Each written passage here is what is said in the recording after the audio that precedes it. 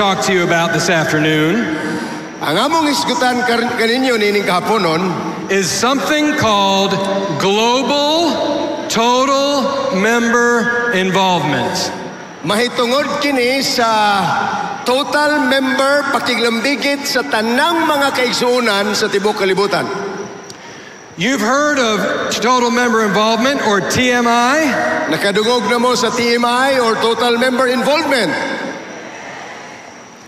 Global total member involvement is the latest version of total member involvement. Kaning TMI nga gitawag pagyud karon og global mao ni ang pinakauwahi nga version sa TMI. This time, we're providing a disciple-making framework for every local church around the world. Niini higayon na gahimo ta og disciple-making mura og Process? pamaagi, proseso sa paghimo og mga tinun-an alang sa atong iglesia sa tibuok kalibutan. And I'm going to tell you about it just now. Mao na atong isgutan karon. I'll begin with a quotation from Ellen White.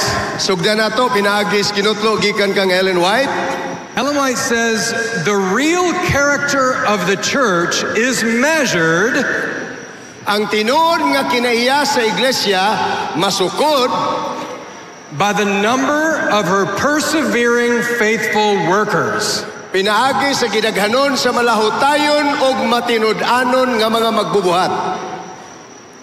The number of baptisms is not what equals success. Ang gidaghanon sa nabautismuhan dili maoy nagsultis kalampusan. It's the number of workers that equals success. Ang gidaghanon sa mga magbubuhat maoy mosulti sa atong kalampusan. We are launching global total member involvement in 2024 and 2025. Atong gisugdan kining total member involvement ni atong 2024 karong tuiga og sa sunod tuig. And every Seventh-day Adventist church around the world is invited to implement this strategy. Og ang tanang mga Adventista sa tibuok kalibutan gidapit nga ato na ning sugdan pag-implementar nga estratehiya.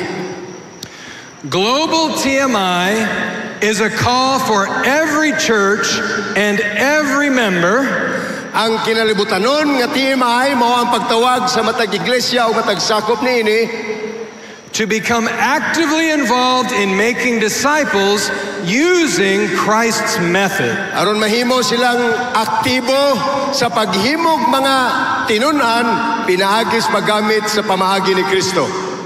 So, what is Christ's method of making disciples? Unsa man gyud ang pamaagi ni Kristo sa pagpanghimo og mga tinun-an?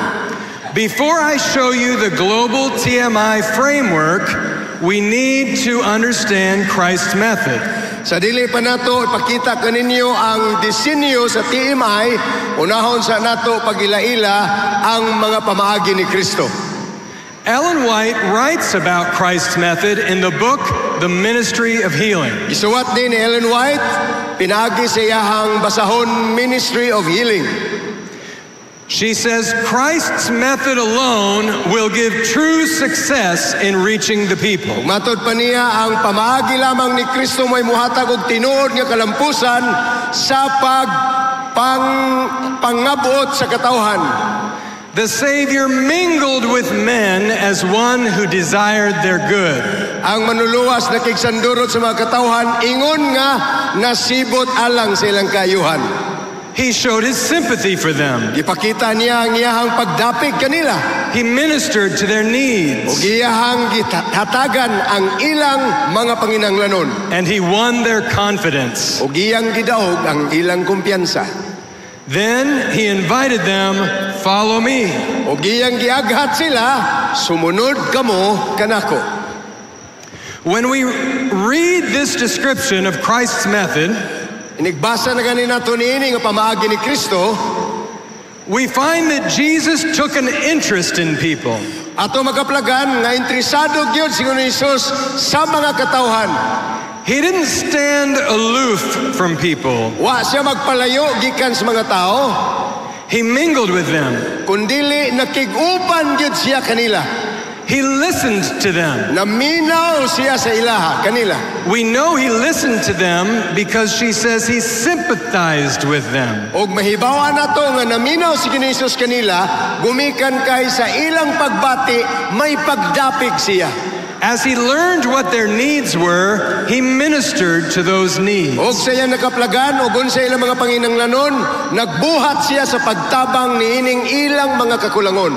And then he said, "Come follow me." Unya pagkahuman, iya ding giaghat, sumunod kamo kanako. The first step of Christ's method is the beginning of a journey with him. Ang unang lakang sa metodo ni Kristo o sa kapanaw kuyog kaniya.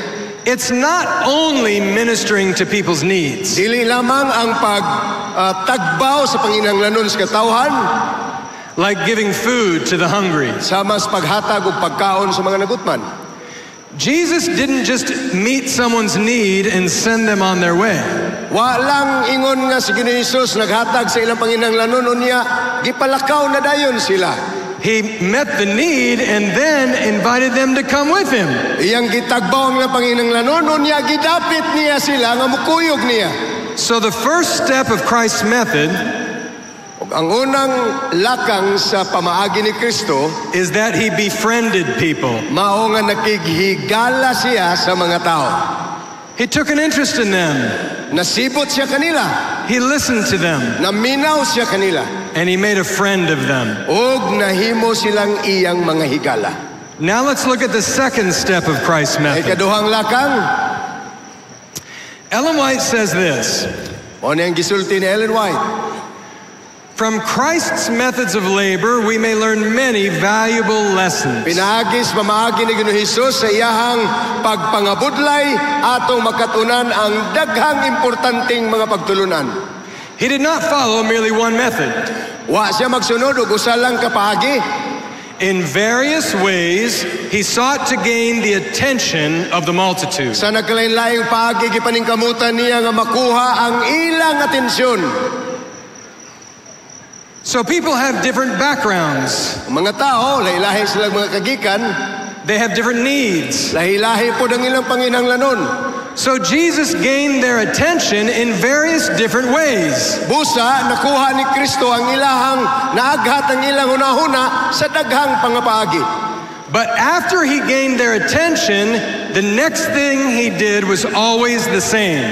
Human nga nakuha na nila ang ilang atensyon, ang sunod niya kanunay himuon, mao ra gyud kanunay.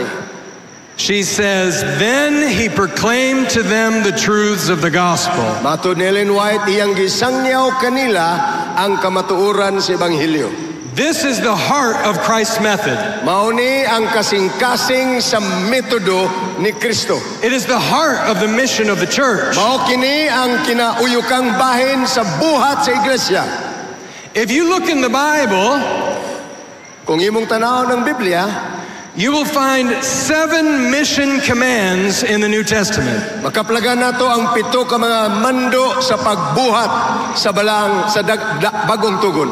And the heart of every one of those commands Og sa tunga-tunga nining matag sugo, is proclaiming or preaching the gospel. mao ang pagbutyag o ang pagwali sa Ebanghelyo.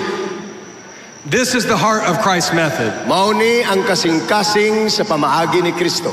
So the second step in Christ's method, Ang ikaduhang angang sa metodo ni Kristo, after he befriended people, human nga nakihigala siya sa mga katawhan, he proclaimed the truth of the gospel to them. iyang gimantala ang kamatuoran sa Ebanghelyo ngadto kanila. But Jesus was not done just because someone accepted the truth. Apan wa pa matapos ang buhat ni Kristo, gumikan lamang kay dunay midawat sa kamatuoran. Jesus was not done just because someone was baptized. Ug wa matapos ang buhat ni Kristo, gumikan kay nabautismuhan na ang iyang gisangyawan. Baptizing someone will make a member, Ang pagbautismo sa usa ka tawo maghimo niyang sakop sa iglesia, but it will not make a disciple. apan dili nimoy mohimo niyang tinun-an. To To make a disciple, we must follow the third step of Christ's Aron method. mahimo siyang usa ka tinunan, kinahanglan natong sundon na ikatulo nga ang sa metodo ni Kristo. Jesus said in Mark 1:17, Marcos 1:17 matud pa ni Kristo, "Follow me and I will make you become fishers of men." sumunod kamo kanako, gimuon ko kamo mga mangingisda sa tao. Let me tell you what he did not say. So ginlan mo nako og unsay wa gisulti ni Kristo. He did not say, "Follow me and you will become fishers of men." Wa siya moingon nga sunod mo nako aron mahimo mong mga mangingisda og tao. He was not promising to them that they would naturally become a fisher of men if they followed him. Wala gisad ni Ginoong Hesus nga sa kinaiyanhon mahimo lang silang mga mangingisdag tao kung mosunod sila kang Kristo. He says, "Follow me and I will make you become fishers of Ang men." gisulti ni Ginoong Hesus, sumunod kamo kanako og himon ko kamong mga mangingisda og tao. Jesus, as the disciple maker, Si Ginoong Hesus ingon nga magahimo og mga tinunan. took responsibility for training his followers to become soul winners or fishers of men. Masing kamuton nga iyang bansayon ang iyang mga sumulunod nga mahimong mga mangingisda og tao. Ellen White affirms what the scripture says. Ipamatudan ni Ellen White ang gisultis kasulatan. She says in the book, The Acts of the Apostles, Mga buhat sa mga apostoles, nagkanayon, in all his work, sa tanan niyang mga buluhaton, he was training them for individual labor. iyang gibansay sila aron makigbuhat ngadto sa mga taglawas. So Jesus didn't just preach the gospel and baptize people. So kung natong tanawon si Kristo wa lang yun mangbautismo og mga tao og iyang giwali og gipamautismohan sila. We are not fulfilling the Great Commission Wa nato matuman ang dakong mando if all we do is preach the gospel and baptize kung people. ang atong himuon kinilang yung pagwali unya, pagsangyaw og pagbautismo. We must train them to become fishers of men. Kinahanglan pod nato silang bansayon aron mahimong mga mananaog og kalag. Jesus trained in 3 ways. Adunay tulo ka mga paagi nga si Kristo gabansay.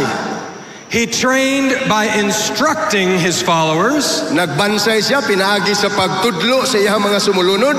That's what I'm doing right now. Ug mao ni ang gihimo ni Pastor James karong adlaw. I'm instructing you. Gitudloan mo niya. But after Jesus instructed, Panhuman sila nga gitudloan ni Kristo, his disciples learned by observation. nagtuon sab ang iyang mga tinunan pinaagi sa ilahang pagpaniid. They saw how Jesus explained the gospel to people. Nakita nila kung giunsa ni Jesus pagpasabot ang ebanghelyo sa mga katawan. They saw how Jesus ministered to the needs of people. Ilang nasaksihan kung giunsa ni Jesus pagtagbaw ang panginahanglanon sa mga katawan. They saw how Jesus handled difficult situations. O ilang nasaksihan kung giunsa pagmaneho ni Jesus ang lisod nga mga kahimtang. And they learned how to be a Christian by observing Jesus. Og ilang nakatunanon saon nga mahimong tinon nga Kristohanon pinaagi sa ilahang pagtan-aw kang Kristo. Ellen White actually says Mao ni ang gingon ni Ellen White that the example of Jesus nga ang panig-ingnan ni Ginoong Hesus was more effective in training the disciples mas epektibo sa pagbansay sa mga tinunan than doctrinal instruction.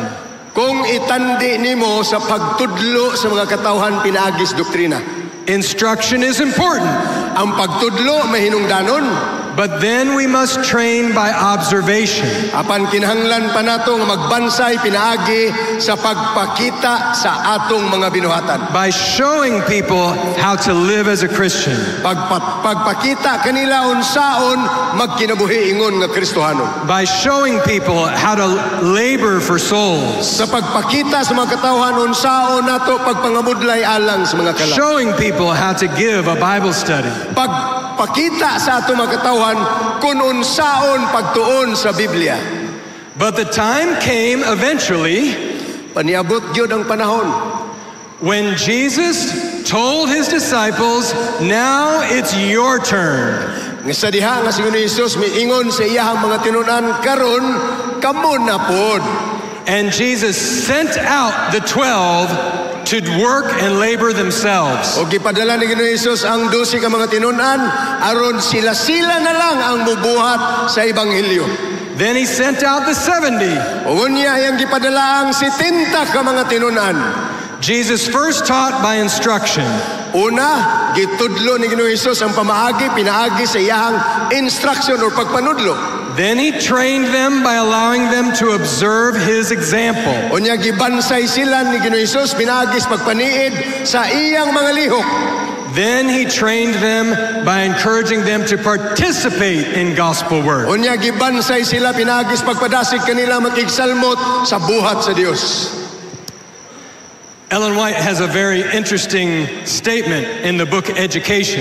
Doon na interesante nga statement si Ellen White diha sa basahon Education. She says, it is in the water and not on the land that men learn to swim. Matod pa niya, diha gyud sa tubig o dili sa mala nga ang tao makakaton og langoy. You cannot learn how to win souls in this room. Di gyud ta kahibaw unsaon pagpangdaog og hamiling kalag dinhi sa iglesia mga igsoon nining dapita. To fully understand, you have to step out in faith and begin to be a witness yourself. Aron tinuod nato ni masabtan kinahanglan tang mugawas uban sa pagtuo magsugod sa pangsaksi nga kita gyud mismo. You can only learn to swim when you get in the water. Makabaw lang kita mo langoy kung tuwa na tas tubig. So Jesus had 3 steps to his method. Doon na siya tulo ka mga lakang sa iyahang metodo. He befriended people. Nakikigala siya sa mga tao. He proclaimed the truth of the gospel. Iyang gimantala ang kamatuoran sa ebanghelyo. And then he trained his disciples to labor for the salvation of others. Unya iyang gibansay mga tinunan nga mga budlay alang sa kaluwasan sa uban. And in everything that Jesus did, og sa tanang butang nga gihimo ni Kristo, there was one principle that made his method special. dunay usa ka prinsipyo nga nakahimo siyang paagi nga pinasahi. Ellen White describes it this way. Mao ni ang paghulagway ni Ellen White. She says Christ's method alone will give true success in reaching the people. Usbo nato ang metodo lamang ni Kristo ang maghatag og tinuod nga kalampusan sa pagkabot og mga katawhan. There is need of coming close to the people by personal effort. Og kinahanglan nga moduol tas mga tao pinaagi sa personal nga mga paningkamot. What kind of effort? Unsa nga matang sa paningkamot? Personal. Let me show you another place where she says the same. Pakita na sab namo ninyo karon ang lahi na sab nga dapit nga maura gihapon ang iyang giingon. The Lord desires that His word of grace og gusto sa Dios nga ang iyang pulong sa grasya shall be brought home to every soul. Kinahanglan magakaplag og luna sa matag kalag. To a great degree, this must be accomplished by personal labor. Sa dako kayong sukod kinahanglan ato kining mahimo pinaagi sa personal nga pangabudlay. How will it be accomplished? Unsaon ni pagkahimo? Personal labor. Personal nga pangabudlay. And then she says, matod pa niya sa iyahang sumpay, this was Christ's method. Mao kini ang paagi ni Kristo. So yes, Jesus befriended. Kung ato makita karon si Ginoong Hesus nakikigala, He proclaimed the gospel. iyang gisangyaw ang ebanghelyo, He trained his disciples. iyang gibansay ang mga tinunan, But in everything he did, apan sa tanang butang nga iyang gihimo, what made it effective ang nakahimong epektibo niini was that his method was to come close to people. mao nga ang iyang paagi ang pagduol sa mga katawhan. It was personal labor. Mao kadto ang pangabudlay sa taglawas o sa kinaugalingon. Did you know that Christ's method was not primarily evangelistic meetings? Sayod bata nga ang paagi ni Kristo dili kay wali lang sa publiko, It was personal labor. kundili pangabudlay nga personal. Let me show you what Ellen White says about large evangelistic meetings. Tanawon po nato ni Ronogon sa gisulti ni Ellen White sa dagko nga mga meeting pagpangwali. In speaking of large meetings and individual labor, Kung ato na kaning isgutan ang dagko nga mga wali o kining ginagmay nga personal nga trabaho, she says, when both are combined, matod pa niya nga kung kining duha na gani atong usahon, a more perfect work may be wrought. mahitabo ang hingpit nga buluhaton. Large public meetings and personal labor, when you combine them, that is when you have the most perfect work. Dagko nga mga tigom sa pagpangwali o kining ginagmay personal nga pagbuhat o imong ikombinar mao ni ang hingpit nga dagway sa trabaho. But then, she says, but if we can only have one part done, Apan matod pa ni Ellen White kung papilion lang tag-usa lang niining duha, either large meetings kining dako nga wali or individual labor, o kining ginagmay nga mga paningkamot, which one does she choose? unsa kaha ang pilion ni Ellen White? She says, let it be the individual labor. Matod pa niya tuguti nga mao kining buhat nga ginagmay sa personal nga kalihukan. Of opening the scriptures in households. Ang pag-abli sa kasulatan diha sa mga balay-balay. Do you see why total member involvement is so important? Nakita na ninyo karon og ganong mahinungdanon ang total member involvement?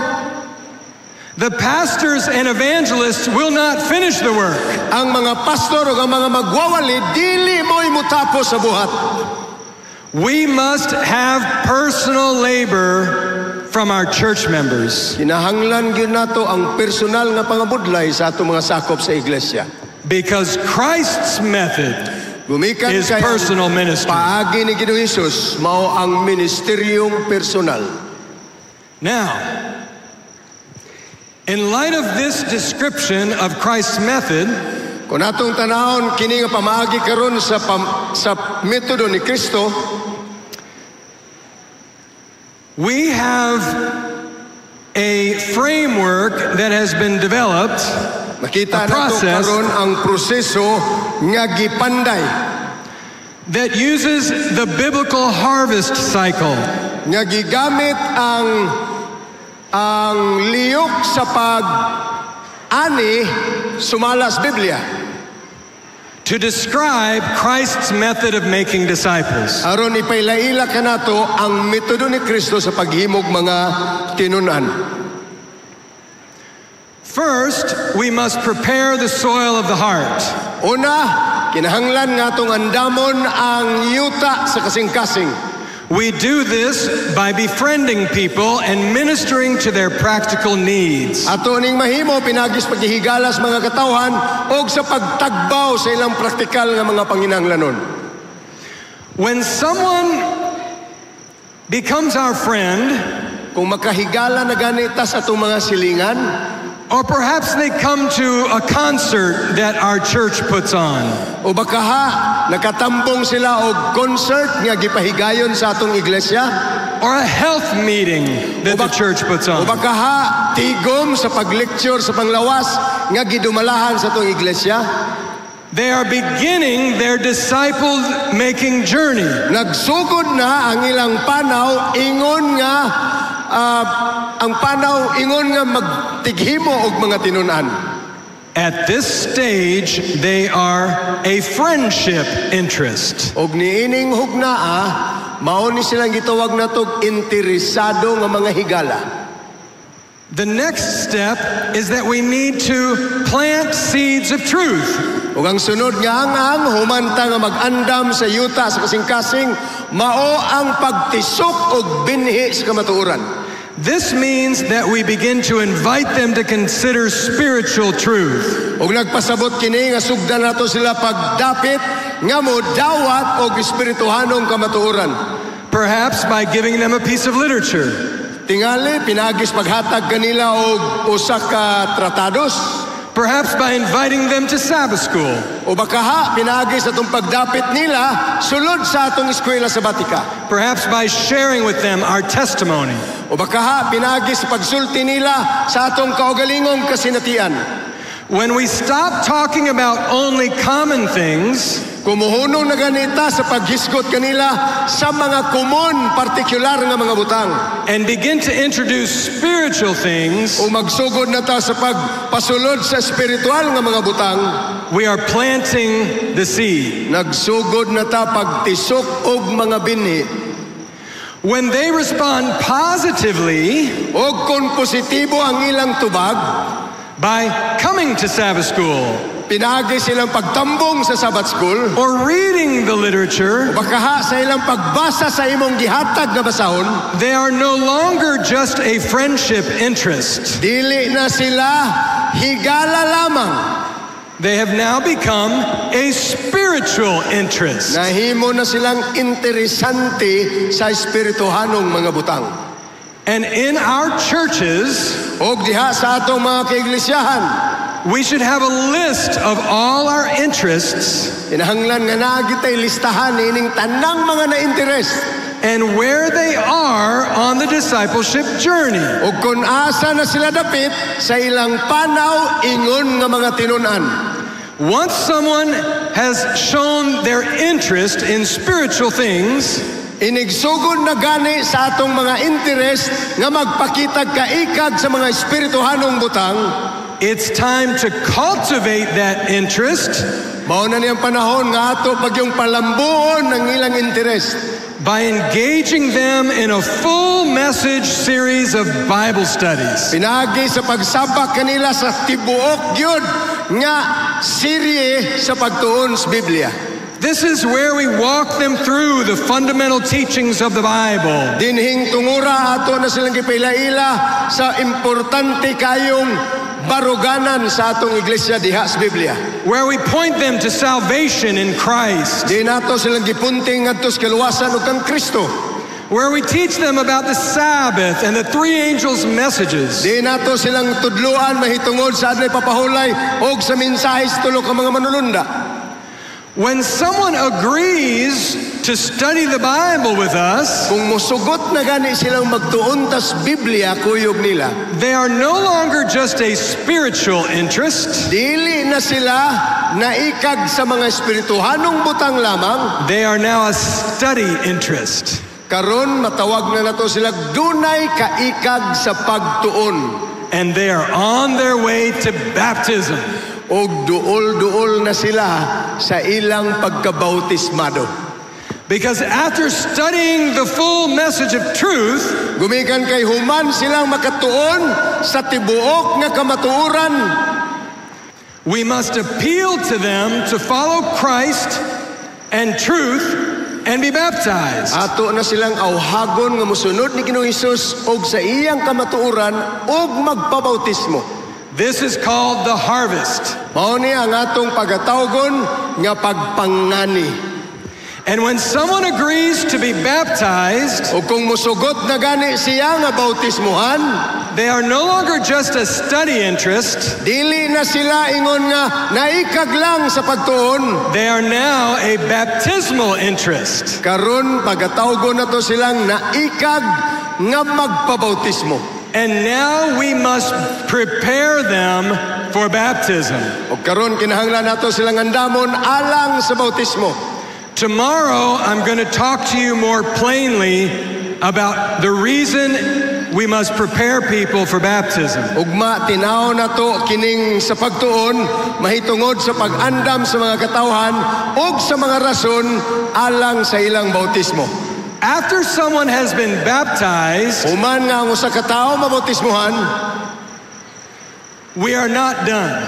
wa pa gyud na mahuman. We must preserve the harvest. Kinahanglan atong ipatunhay ang atong inani. This is one of the most important things that needs to happen in the Southern Asia Pacific Division. Usa ni siya sa labing mahinungdanong butang nga kinahanglan mahitabo dinhi sa Southern Asia Pacific Division. Where your growth is so wonderful, Din kahibulungan kayo ang atong pagtubo.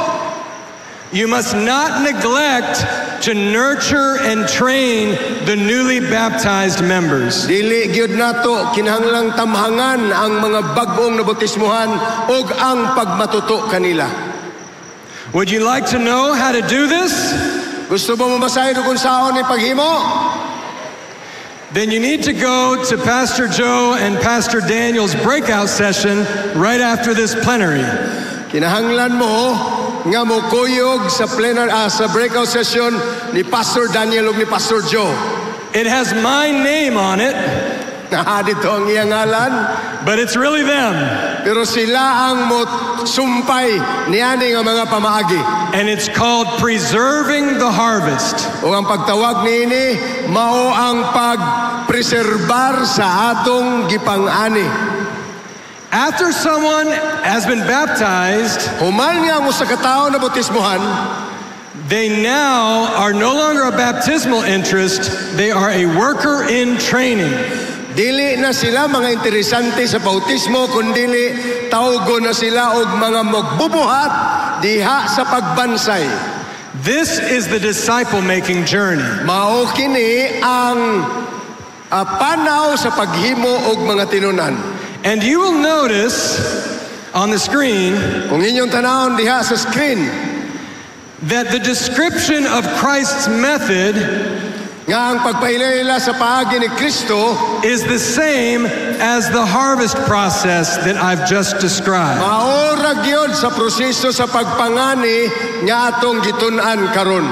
Jesus befriended people. Si Ginoong Hesus nakikigalas mga katawhan, That is equivalent to preparing the soil. maora gyud na sa pag-andam sa yuta. Jesus proclaimed the truth of the gospel to people. Gisangyaw ni Ginoong Hesus ang kamatuoran sa ebanghelyo ngadto sa mga katawhan.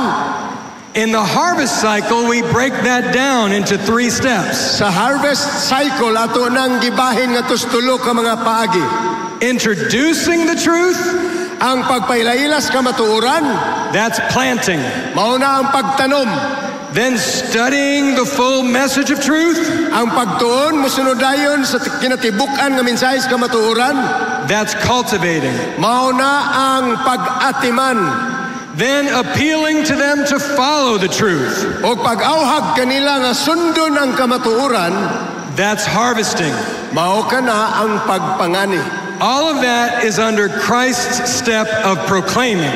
Kining tanan naan nimo makaplagan sa paagi ni Ginoong Hesus sa pagsangyaw. And then his third step, which was to train, O ang ikatulong paagi nga mao ang pagbansay, is the same as preserving the harvest. maora gihapon ni sa atong pagpatunhay sa atong gipang-ani. So when global total member involvement talks about the harvest process, Mao na nga kung hisgutan gani sa global total member involvement ang proseso sa pagkatinunan. it is simply talking about making disciples using Christ's method. Mao ra gihapon kini sa pagmatuto og mga tinunan gamit ang pamaagi ni Kristo. In addition to what we know of Christ's method, Ug dugang pa sa atong nahibaluan sa pamaagi ni Kristo, Seventh-day Adventist churches take guidance from the church manual. ang ato mga kaiglesiyahan nagdako kayong pagmatuto og giya nga makaplagan sa church manual. I want you to see what the church manual says about the local church's discipleship plan. Tanaw nato kung sa gisultis manual mahitungod niining plano sa pagmatuto og mga tinunan. It says the chief concern of the church board Nagkanayon nga ang labawng mahinungdanong kabalaka sa church board is to have an active discipleship plan in place. mao ang pagbutang og aktibo nga plano sa pagkatinunan diha sa iglesia. It says the first work of the board Ug matod pa niining manual ang unang buluhaton sa hunta sa iglesia is to have an active and ongoing discipleship plan in mao ang place. pagpahiluna og nagalihok og nagapadayon nga plano sa pagmatuto og mga tinunan. This plan is to include both outreach ministries O kini nga plano may kalambigitan niini ang pagsangyaw ngadto sa gawas and spiritual nurture. ug ang pagmatuto sa espiritual nga kahimtang sa sulod sa iglesia. That means it needs to include preparing and planting and cultivating and harvesting, Og nalambigit na din tanan ang pag-andam, pagtanom, pagatiman ug ang pag-ani. that's outreach ministries, Mao nay gitawag nato og ministeryo ngadto sa gawas and preserving the harvest, ug ang pagpatunay sa harvest. that's spiritual nurture. Mao na ang pagmatuto ug pagbansay sa espirituhanong pagtubo. So the discipleship plan, according to the church manual, Mao nga ang paagi sa pagpreserbar og mga tinunan sumala sa manual sa iglesia. for every church Alang sa matag iglesia, is to be a single plan usara gyud ka plano.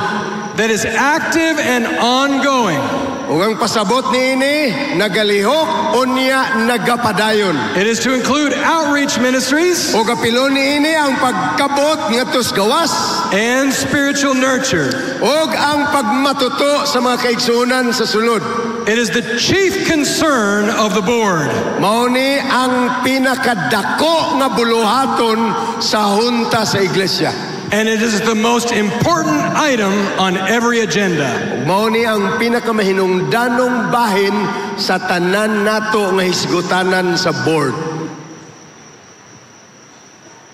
So based on Christ's method Ug atong ibase sa pamaagi ni Kristo and in harmony with the church manual, o ginubunan sa pakigduyog sa church manual, global total member involvement ang global total member involvement provides a single framework naghatag og usara ka paagi for the local church's disciple-making plan alang sa disciple making nga plano sa matag lokal nga iglesia that includes both outreach ministries nga naglangkob niining pagkabot sa uban and spiritual nurture. o pagmatuto nga espiritual sa sulod sa iglesia.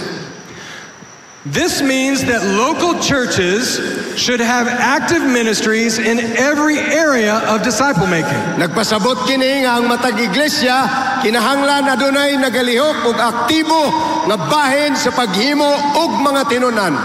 They need health and friendship building ministries Kinahanglan nila ang ministeryo sa pagkabot og mga higala pinaagis mayong panglawas to prepare the soil.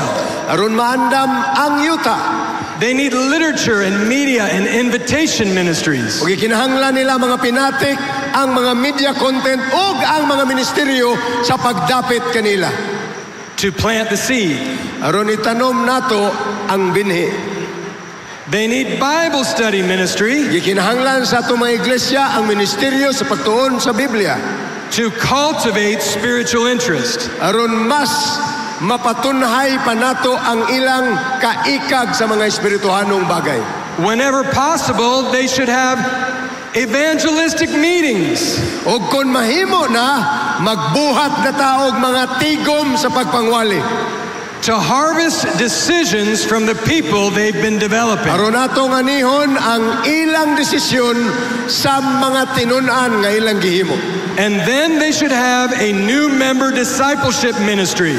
O kinahanglan nga ilang himuon ang pagmatuto sa mga bagong sakop sa iglesia.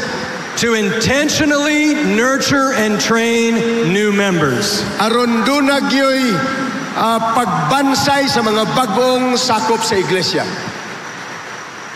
You can use the global TMI framework to evaluate your own church's strategy. Pwede na to gamiton kini nga disenyo aron atong masukod kung unsa ang mga pamaagi sa atong iglesia. What you do is evaluate your church in each of the 5 areas. Ang atong mahimo mao nga sa matag iglesia ato kining itandi sa matag lugar niining 5 ka mga components. You'll notice on this slide kung imong tanawon diha sa hulagway that this church is strong. It has a strong prepare ministry.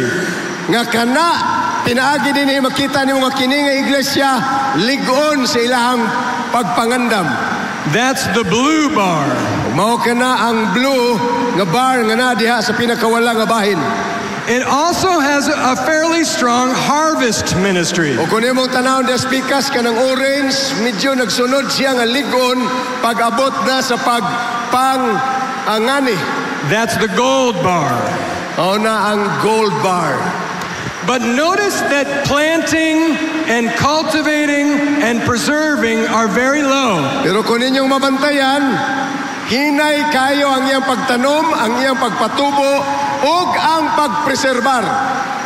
This is very common for our churches. Mao ni ang sagad nga atong makaplagan sa atong mga kaiglesiyahan. Would you like to know why? Kay bao ba mo ngano?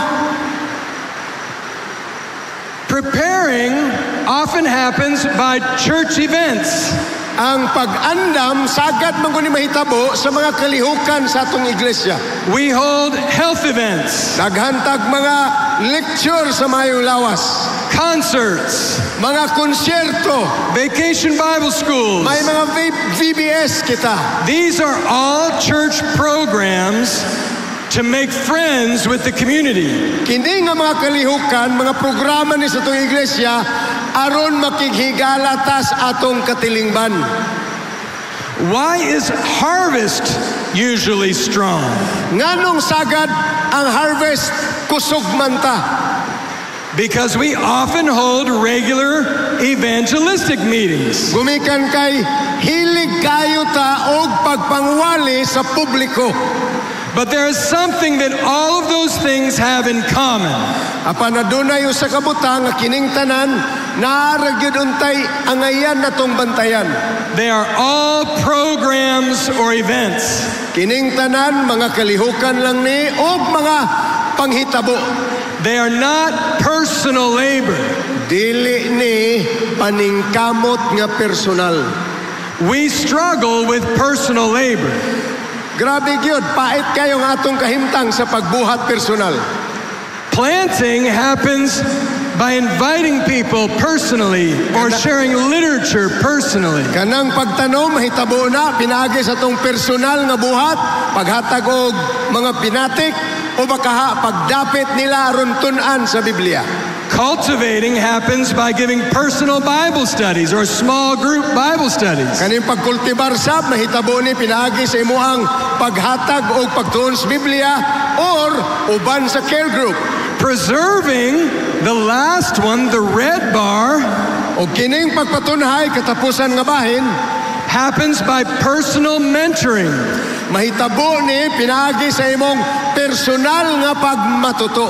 So these areas tend to be weaker in our churches. O kasagara sa itong mga iglesia, dinhi gyud ta kulang. But we can't just focus on one or two areas. Pandili mahimo nga dinhilang ta kusog kayo sa usa or duha lang ka mga butang. We need to strengthen every phase. Kinahanglan natong lig-unon kining uban nga mga bahin. And always aim for total member involvement. Og maningkamot kita kanunay nga malambigit ang kinatibuk-ang bahin sa atong mga kaigsuonan. Have you been paying attention? Naminaw ba mo kayo? Are you ready for a quiz? Andam na mamos, quiz. Do you think you're going to get the right answer? Makapasar ka taron? Okay. So good ta, so good. If every member was involved in some form of personal outreach service, kung ang matag membro sa iglesia na lambigit sa tanang matang sa personal nga pagpangwali, would the church grow? Motubo ba ang iglesia? I'm sorry, that's a wrong answer. The correct answer, ang correct nga tubag, is maybe. Basin. Maybe. Basin. Why maybe? Nga naman nga murag di man sigurado nga ang tubag. What if every member was involved in personal outreach?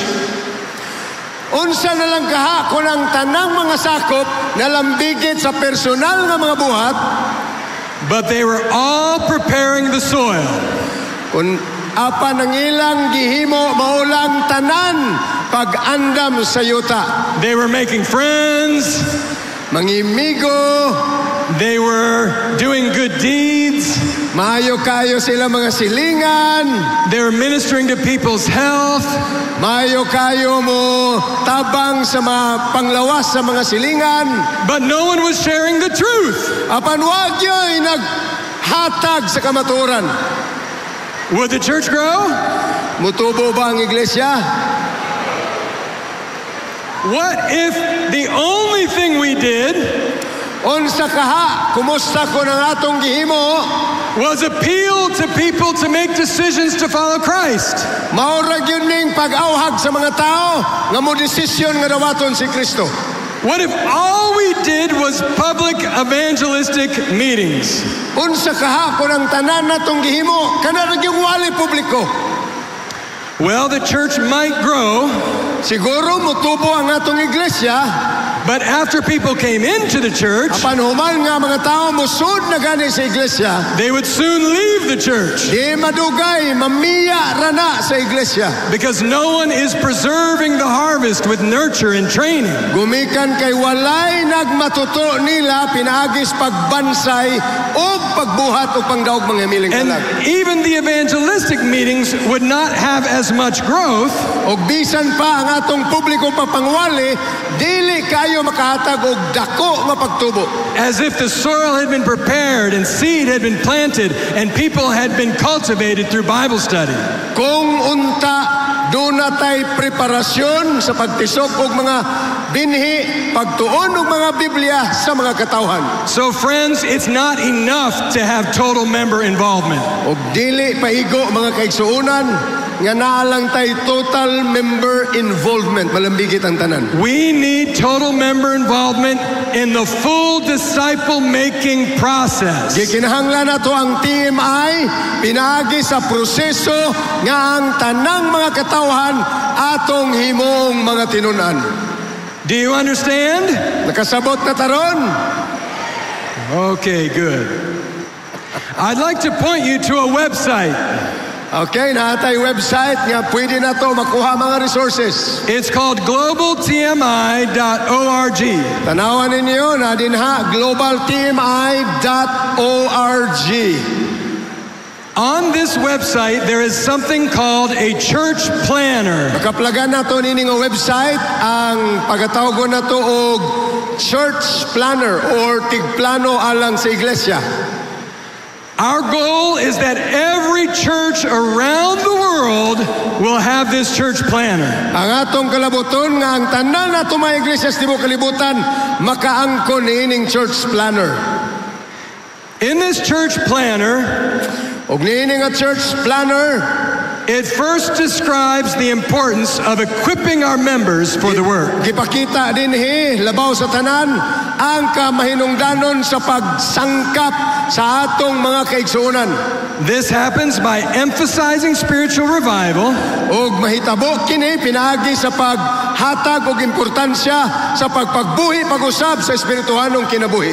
establishing a process to review our interests, Paghimo og pamaagi aron masubay nato ang atong mga interest and providing personal evangelism training to the church members. og magsangkap og pagbansay sa personal evangelism sa atong mga kaigsuonan ngadto sa uban. These are important steps to prepare the church for its disciple-making strategy. Mahinungdanon kini nga mga lakang aron maanda mga tuong iglesia nining discipleship making strategy. Inside the church planner Og sulod sa atong church planner is a blank planning form. naay porma nga walay sulod.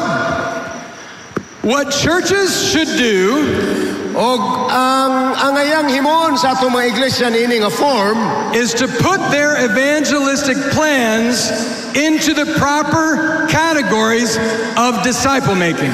mao ang pagbutang sa tanan nga mga plano sa ebanghelyo sa iyang angayang sudlanan. So if your church is having a cooking school, Kung ang atong iglesia na ay tulunghaan sa pagpangluto, where will you put that on the planner? asa man nimo na ibutang diri sa planner? On the blue column, the preparing the soil column. Diha sa blue column, preparing the soil, pag-andam sa yuta. If you're going to have a local church literature ministry, Kung natay literature ministry sa atong iglesia, where will you put that? asa man na ibutang? In the brown column, the plant column. Okay, diha sa brown column sa pagtanom. If you're going to have an intentional plan to disciple newly baptized church members, Kung natay plano nga atong bansayon ang mga bagong nabautismuhan, where will you put those plans? asa man na ibutang? On the preserve column, the red column. Iris pinakatumoy nga column. You're doing much better on these questions than the last one. Murag nakamao na gid mo. What about your evangelistic meetings? Where will you put those on your plan? Asa man nato ibutang ang atong mga tigom sa pagpangwali? In the harvest, the gold column. Okay, sa harvest diha sa gold nga column. What about your Bible study ministry? Ang paghatag og mga pagtuon sa Biblia nga ministeryo, asa man na dapit? Cultivate, the green column. Okay, diha sa green nga column. Now, friends, I have a question. Lahi na sa mga pangutana. When you look at this form, Sa inyong tanaw niini nga form, where is the plan? asa man ang plano? It's not there. Wa pa diri ang plano. The General Conference is not giving you a plan. Ang General Conference wala maghatag nato og sakto nga plano. It's providing a framework based on Christ's method Naghatag lang ang General Conference og paagi sumala sa metodo ni Kristo. to make sure that when you do plan, Aron masiguro nga kung gani kita na ang maghimog mga plano, that you're including every essential step of Christ's method of making disciples. nga ato lang gyung iapil ang tanan nga mga lakang sa Christ method dinhi nga plano. So who should fill out one of those forms? Kinsa may mosulod karon mo puno niining form? Every church. Ang matag iglesia. Or, O as baka they're doing in South America, sama sa gihimo nila sa South America, every Sabbath school class. ang matag klase sa eskwela sabatika. You could have every care group. pwede sab natong tawgon og care group. have their own disciple-making evangelism plan. Aduna sila'y tagsa-tagsa nila ka mga plano sa pagwali. Let me give you a few tips for filling out your plan. Naipipila ka mga paagi unsaon nato pagsulod ang plano. Start with ministries, not just events. Atong sugdan, mas maayo nga sugdan nato, pinagis mga ministeryo, dili lang ang mga panghitabo. Don't just put literature distribution day Ayaw lang ibutang ang adlaw sa pag-apod-apod og mga sinulat. Establish a literature ministry. Kundili, ibutang na to dito og atong i-develop ang literature ministry. In order for our discipleship to be ongoing, aron ang atong pagbansay og mga tinunan mo padayon, we need more than events. Kinahanglan nato ang mas labaw pa kaysa mga panghitabo. We need ongoing ministries in the local church. Kinahanglan nato ang nagapadayon nga mga ministeryo sa atong kaiglesiyahan. For each ministry, there needs to be a leader appointed. Og sa kada ministeryo, kinahanglan tag naay pangulo nga atong ibutang. You need to consider the budget they will be kinahanglan allowed. po nato hunahunahon ang nalambigit nga paninapi ang budget. They need to have the resources they need. Og gikinahanglan po nato nga mahibawaan kung asa nato kuhaa ang mga materyales. And then they need to have ongoing plans that they will do every year. Og gikinahanglan nato nga naagi nagalihok og nagapadayon nga plano sa tibuok tuig. Tip number 2. Number 2 nga paagi. Include your evangelistic harvest meetings. Iapil na po nato daan ang mga katiguman sa pagpangwali sa Ebanghelyo. These can be large meetings Pwedeng dako nga tigom or small group meetings. o baka bisan katong ginagmay lang nga meeting tigom sa mga small group. But they need to be intentional about appealing for decisions. Apan gikinahanglan nga ato yung tuyoon nga mokuha tag desisyon. Decisions to follow the truth and to be baptized. Desisyon nga ilang sundo na kamatuoran og magpabautismo. Tip number 3. Ikatulo nga paagi. Make sure that your events include personal labor. Atong sigurohon nga ang atong mga kalihukan apil gyud kanunay ang atong personal nga kalambigitan. Things like making friends, Samas makighigala, giving invitations, pinaagis paghatag og mga pagdapit, visitation, pagduaw, personal follow-up. og personal nga pagpaluap. Many times our church's plans look like this. Sagad kayo ingunani gyud ang dagway sa atong mga plano sa iglesia. And when you really look at our plans, Ug kung atong tanawon pagayo ang atong mga plano, they're all programs or events. mga programa lang ni og mga kalihukan. Remember, what is the Seventh-day Adventist Church strategic plan? Og atong hinumduman kung unsa ang atong plano sa iglesia. I will go. Moadto ko. We will go? Mangadto ta. No, I will go. Moadto ko.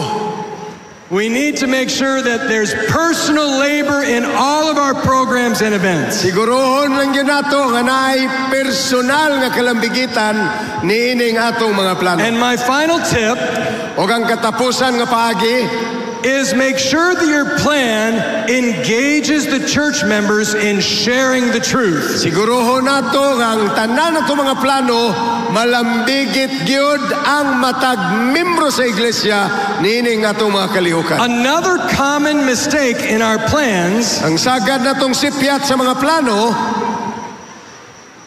is that we do a lot of preparing the soil and we maybe harvest, but even with the harvest, only the speaker is sharing the truth.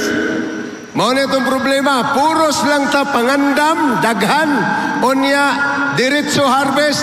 Unya problema po sa harvest, ang gawali mga kaigsunan, kadturang atong evangelist. But we need to encourage the members in our plans to be sharing the truth. O kinahanglan natong dasigon ang tanang mga kaigsunan nga malambigit niining pagpahat sa kamatuoran. They can be engaged in the entire disciple-making Pwede process. gyud tanan malambigit niining kinatibuk-an nga proseso sa paghimog mga tinunan.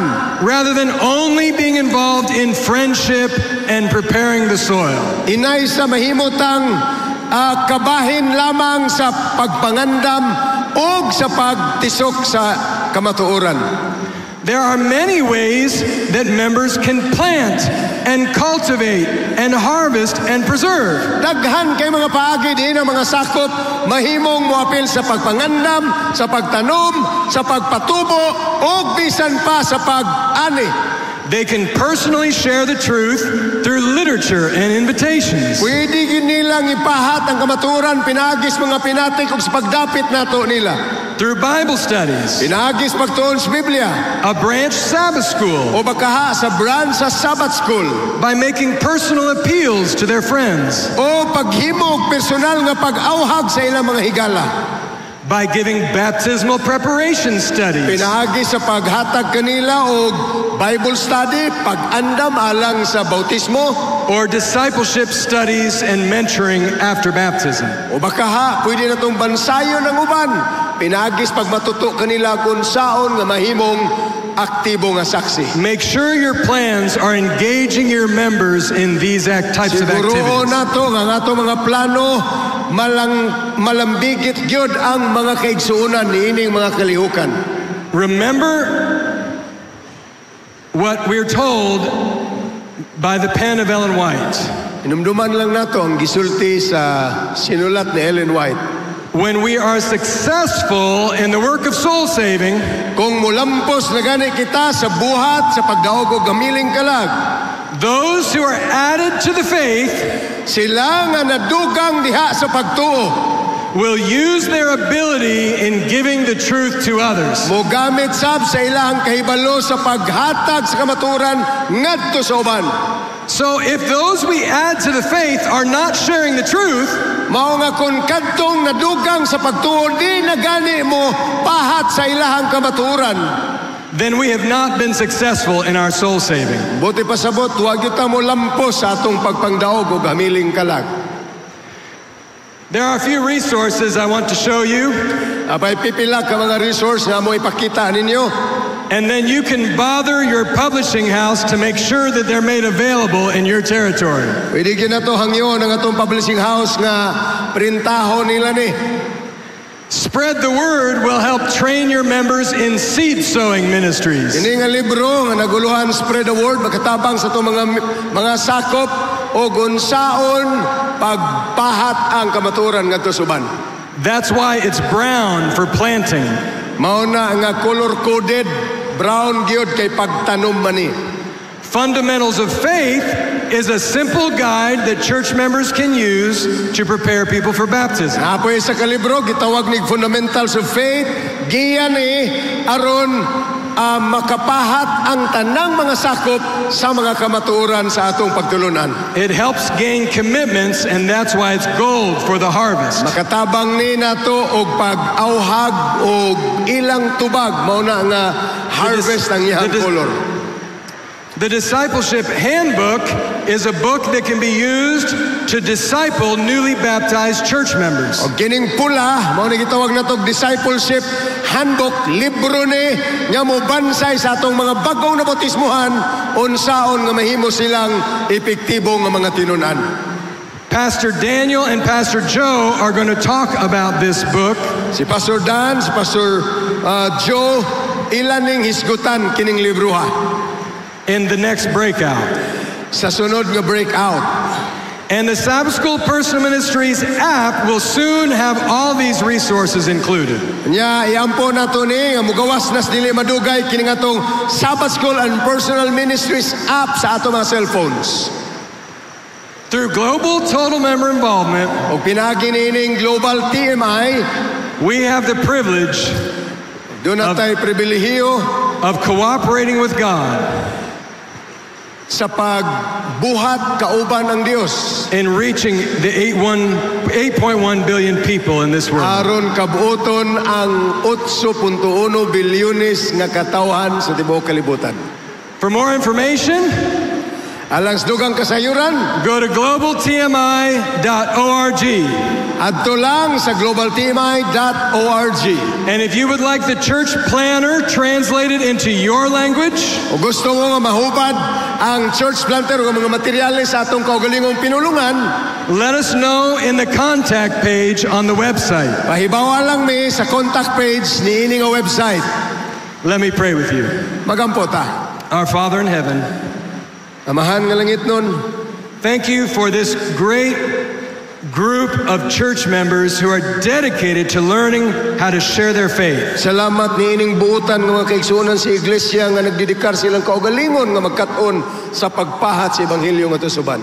I pray, Lord, that they will embrace global total member involvement with the rest of the world church. Hinaoton ta Ginoo nga ilang dawaton kining global total member involvement kuyog sa tibuok kalibutan. In Jesus' name, Sa ngalan ni Ginoong Hesus. amen. Amen. Thank you and God bless you.